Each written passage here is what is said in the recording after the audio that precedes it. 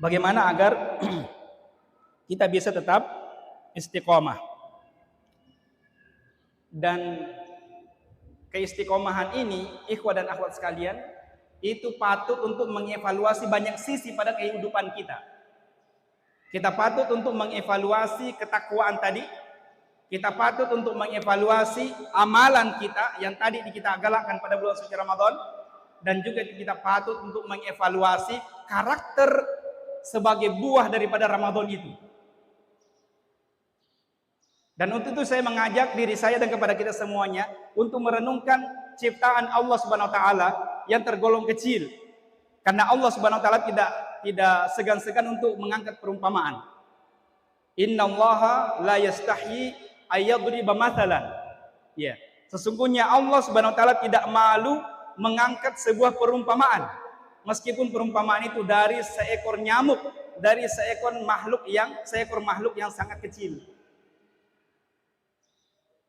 Tapi kali ini saya tidak mengangkat perumpamaan nyamuk, tapi saya ingin mengajak kita untuk merenungkan bagaimana seekor ulat dan bagaimana seekor ular.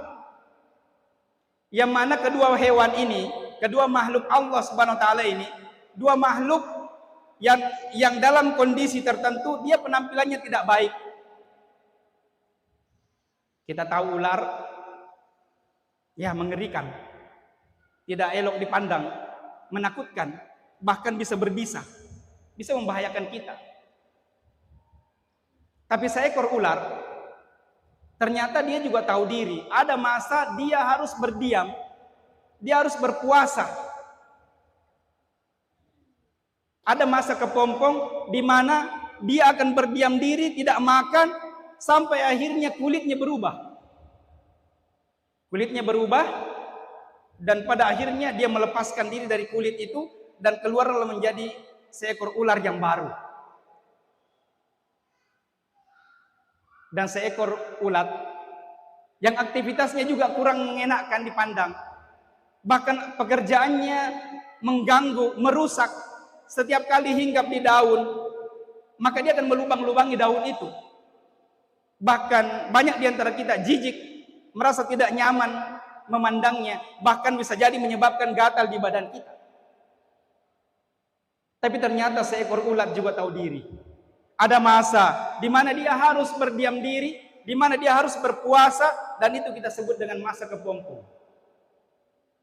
Dalam masa yang telah ditentukan, dia akhirnya berkepompong dan akhirnya berubah. Bukan lagi seekor ulat, tapi berubahnya menjadi seekor kupu-kupu.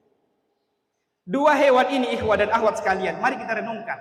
Sama-sama berkepompong, sama-sama berpuasa. Tapi mari kita lihat perbedaan 5 hal. Pertama dari namanya. Setelah berkepompong, ular namanya tidak berubah, tetap juga ular.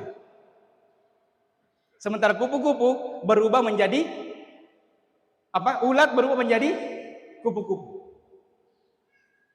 Dari wajahnya, ular setelah berkepompong, sekalian, setelah berpuasa, wajahnya berubah atau tidak? Tetap saja ular. Tapi kupu-kupu, ulat sekalian, berubah menjadi kupu-kupu yang indah, menjadi kupu-kupu yang cantik.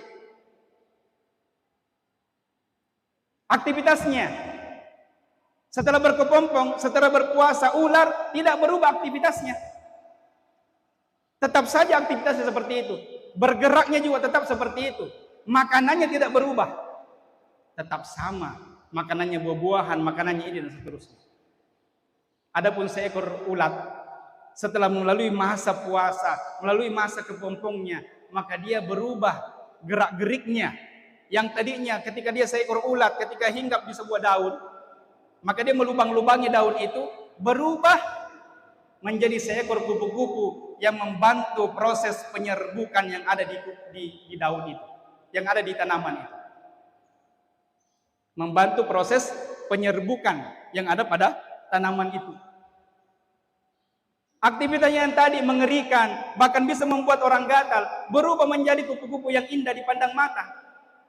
Bahkan aktivitasnya, cara bergeraknya, itu berubah, yang tadinya menjalar itu berubah menjadi terbang. Pertanyaannya kemudian, ikhwas sekalian, kita mau berpuasa seperti siapa? seperti ular atau ulat. Dan ini tentu sangat rendah ikhwah dan akhwat sekalian. Lebih daripada itu, tuntutan puasa, tujuan puasa di mana Allah Subhanahu wa taala turunkan, lebih daripada itu. Karena itu kemudian mari kita mengevaluasi ini dan mari kita periksa semua ini, bukan hanya dari sisi ketakwaan kita, tetapi dalam banyak hal dalam sisi kita evaluasi.